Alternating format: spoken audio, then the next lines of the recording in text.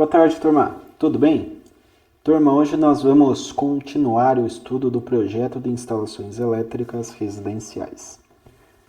Portanto, os objetivos da aula serão os seguintes. Uma revisão sobre a rede pública de baixa tensão, que é o que nós vimos no final da última aula. Poste padrão para entrada de energia. Na sequência, um exemplo de padrão de entrada bifásica. Caixa de entrada padrão para os diversos tipos, né? Nós temos monofásico, bifásico, trifásico. E aí, por fim, o sistema de aterramento, tá? Na entrada. Então, a rede pública de baixa tensão, essa figura aqui, que eu, conforme disse, já vimos na aula passada, né? Nós temos aqui o poste da rua, no lado de baixa tensão aqui, o 127 e 220. Temos o ramal de ligação, que é do poste para o poste padrão, que nós iremos ver na sequência. E aqui, depois do ramal de ligação, que são os fios, desce aqui no eletroduto, né, bengala, chega no medidor, parte aterramento, parte quadro de distribuição.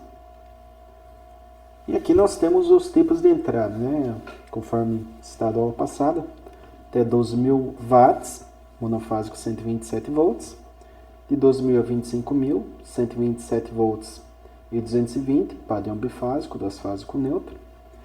E acima de 25.000 até 75.000, trifásico, 127 e 220, com 4 fios, 3 fases e neutro. Então, falando agora um pouco do padrão de entrada de energia, nós temos por definição que o padrão de entrada nada mais é do que um poste com isolador de roldana, que é esse carinha, bengala, que é esse carinha aqui, o eletroduto, caixa de medição, esse carinha aqui, e haste de terra, que é esse carinha lá que está lá para terra, está aterrado, né? Está no chão, que devem estar instalados atendendo às especificações da norma técnica da concessionária para o tipo de fornecimento. Então nós temos, já vimos, né? Monofásico, bifásico e trifásico. Então para cada um desses tipos de fornecimento, deve-se seguir a normativa aí da concessionária local, que na região de Sorocaba, CPFL. Daí vem o pessoalzinho da CPFL lá, né, com os equipamentos, para fazer a instalação. E uma vez pronto o poste padrão, né, segundo as especificações normativas técnicas da concessionária, compete a eles fazerem a inspeção. Tá? Então, foi instalado por eles, você esquece. Né? Qualquer questão, qualquer coisa que exista, né, entre o seu fornecimento e o sistema ali da concessionária, a distribuição, daí é problema deles. Né? Você contrata apenas a parte de instalação do poste padrão para o fornecimento da sua instalação, 627, 220, né? Mono, bi ou trifásico, e eles fazem isso. Qualquer problema do poste para frente não é problema do usuário, né? Do proprietário da residência, certo? E sim problema da concessionária. Muito bem, então o padrão de entrada, que foi exemplificado aqui, é um padrão bifásico, né? Portanto 220 para a nossa região, com uma carga instalada entre 12 e 25.000 watts. Tá? Então, especificando aí cada um dos componentes, nós temos aqui o poste padrão, né, com os elementos, que são listados aqui do lado, mas nós temos aqui a entrada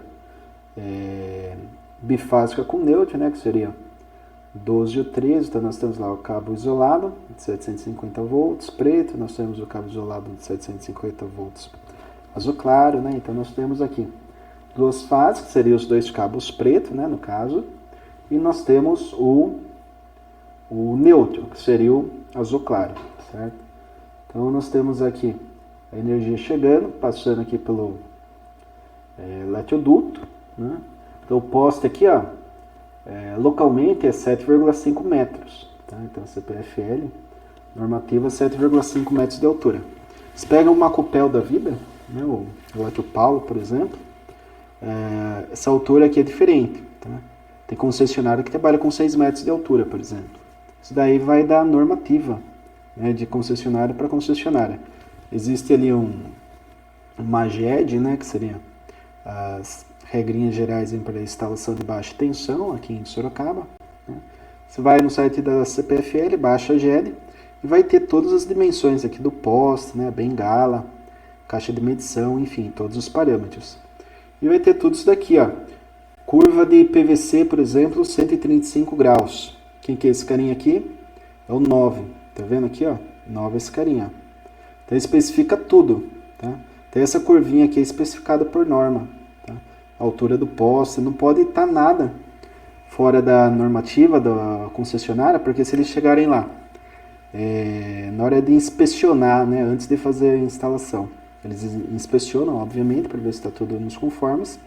E se alguma dessas coisas aqui, desses 20 itens para a instalação do padrão de entrada, se não tiver conforme, ele vai dar uma inconformidade e não vai fazer a instalação. Tá? Então, sempre que tiver aqui o projetinho do padrão de entrada, deve-se estar em consonância com o que é estabelecido na normativa da concessionária local. Certo? Então, aqui eu falo já da parte de caixa de entrada, né, para o medidor.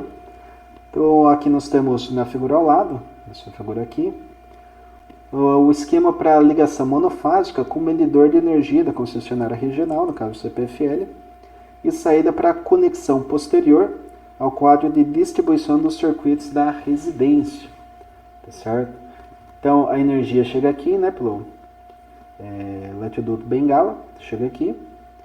No modelo monofásico, temos fase neutra. Então, vem uma fase, fica aqui na área reservada ao medidor de energia, sai do medidor, já tendo feito a medição, vem energia para essa fase, passa por um elemento seccionador, queremos estudar, tá? E vai para o quadro de distribuição na residência. O neutro, ele tem um bypass, que seria uma ligação direta, né? Ele passa lá, entra no medidor, passa, volta aqui para o circuito, e vai lá para instalação. E esse cabo verde aqui seria o ponto de interligação, PEN. O que é isso? Proteção elétrica mais neutro, formando PEN. Tá? Então nós temos o aterramento local, tá? Que vai ser batido aqui uma haste de terra, e é feita essa conexão com o neutro. Tá? Então o neutro ele é aterrado na entrada do quadro. Então chegou aqui o neutro lá da distribuidora de energia, ele é aterrado logo na entrada da sua instalação, e o retorno, né, desse neutro, ele vai ser o retorno da energia da instalação. Por exemplo, liguei uma lâmpada. Se é um sistema monofásico, a energia veio por esse cabo vermelho e vai retornar pelo cabo azul, não tem outro caminho. A eletricidade sempre tem um caminho de ida, né, pelo cabo vermelho, e de vinda aqui, né, o cabo azul. Vai pelo vermelho e retorna pelo azul. Aqui não tem muita possibilidade, né? O caminho da eletricidade aqui vai ser único. Na sequência, nós temos o padrão bifásico. Tranquilo, né? Porque basicamente o conceito é o mesmo. No fornecimento bifásico, teremos duas fases mais neutro. O neutro, ele também vai ser aterrado. Tá? O neutro ele sempre vai ser aterrado aqui na entrada. O que acontece é que as duas fases agora passam pelo medidor, retornam aqui para a instalação, passando por um seccionador bifásico. Tá? A gente vai ver, né? Vocês viram lá que no primeiro era 50, aqui já é 100 amperes, né? Isso daí tem um porquê, a gente vai estudar na sequência aqui do curso de projeto de instalação residencial. Então aqui nós temos duas fases e um neutro. Puxa vida, né? Então lá no quadro de distribuição você pode ter um circuito bifásico, por exemplo, um chuveiro ou torneira elétrica, né? Que é o caso do nosso projetinho que a gente está desenvolvendo.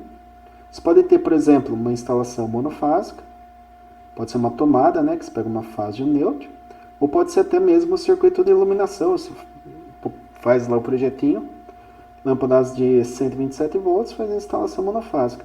Então você pode ter nesse tipo de instalação tomadas com duas fases, que seria o 220, e tomadas com fase e neutro, que seria o 127.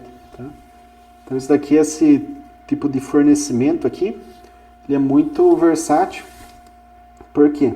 Porque eles conseguem ter a possibilidade de uma alimentação bifásica em 220 ou uma alimentação em 127. O chuveiro, normalmente, é interessante fazer uma alimentação em 220 porque ele consome menos corrente para dissipar a mesma potência.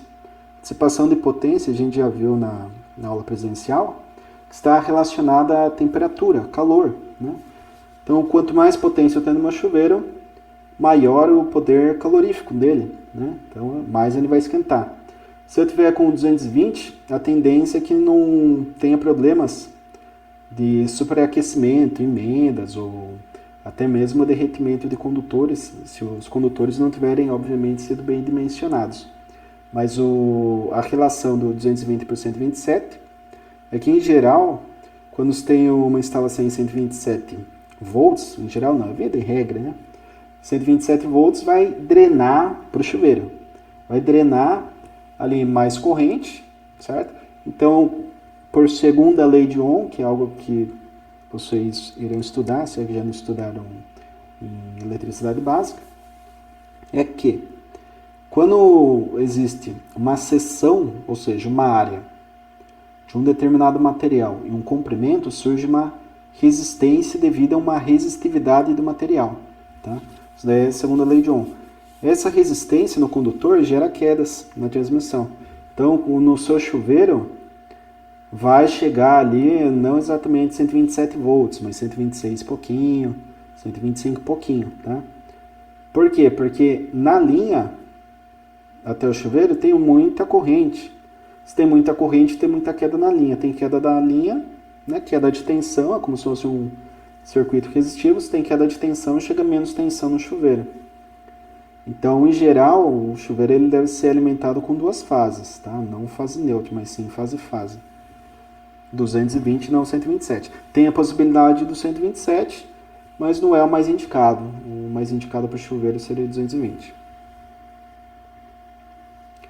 Muito bem. Então nós temos aqui o padrãozinho trifásico, que é para instalações residenciais aí que consomem muito, né? Às vezes o cara tem piscina, tem que ter a bomba lá, né? Para piscina, tem um aquário, sei lá, ele tem diversos equipamentos que consomem muito. Então, daí a potência eu quero passar lá no limite de 25 mil watts e daí é necessário um fornecimento trifásico com neutro. Nesse caso, da mesma forma, sempre a mesma metodologia. Os fios eles passam lá pelo quadro, né? Inclusive o neutro. Depois eles passando aqui pelo medidor, né? Na realidade, o medidor de energia, retorna aqui para a conexão do circuito. Daí nós temos um seccionador aqui trifásico ou tripolar, né? Que é uma outra terminologia também. Tá? Então nós temos o neutro conectado à terra, que é batido numa haste de aterramento. Por quê? Porque aqui no quadro de medição a gente sempre vai ter essa questão, né? O fornecimento do neutro, pode ser mono, bi ou tri. O neutro sempre vai estar chegando, né? Mono, bi ou trifásicos, né? São os cabos vermelhos aqui de energia. Mais o neutro, que seria o retorno. Então, pô, tenho 3 fases. Vou alimentar o chuveiro, pego 2 fases. Vou alimentar a torneira elétrica, pego outras 2 fases. Tá? Vou alimentar a bomba da piscina. Você vai lá, a bomba ela é trifásica, então você pega as 3 fases. Dependendo das 3 fases, mais o neutro. Tá? Vou fazer a instalação da tomada monofásica, então você pega uma fase e o neutro. Vou instalar uma tomada aqui bipolar, né? 2 fases. Então você pega 2. É assim, não tem muito segredo, né?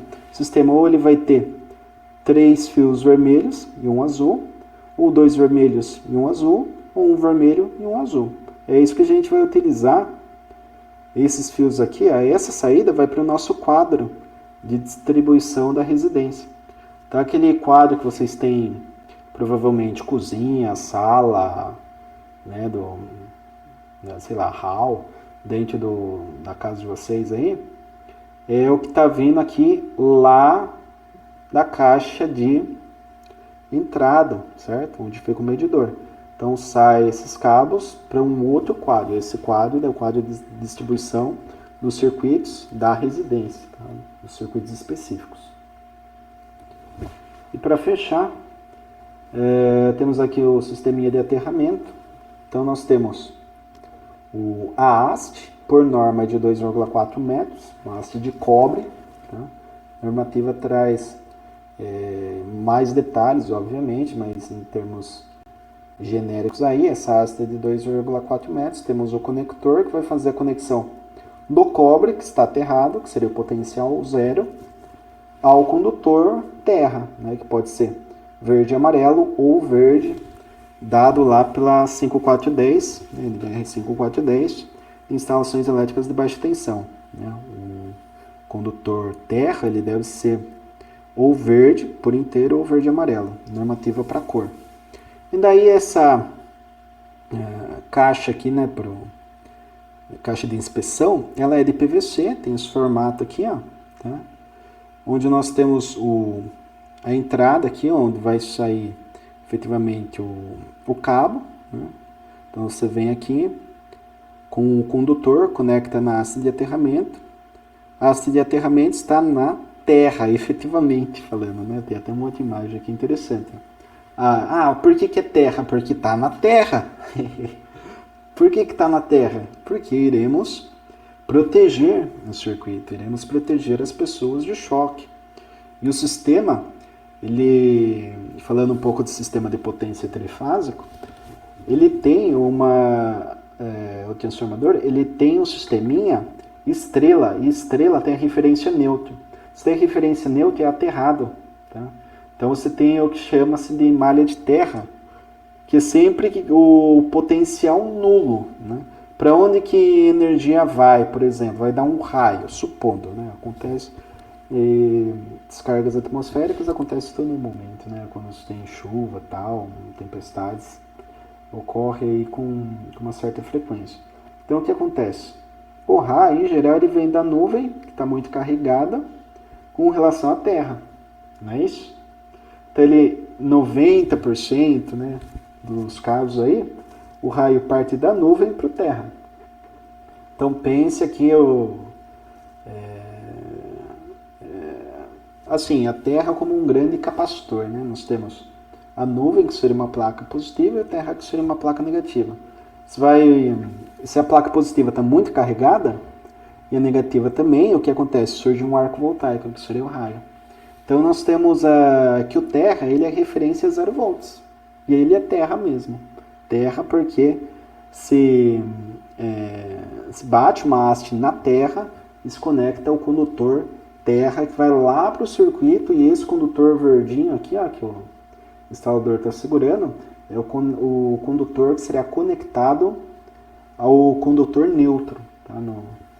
Na caixa de medição. Beleza, turma? A aula de hoje é isso, né?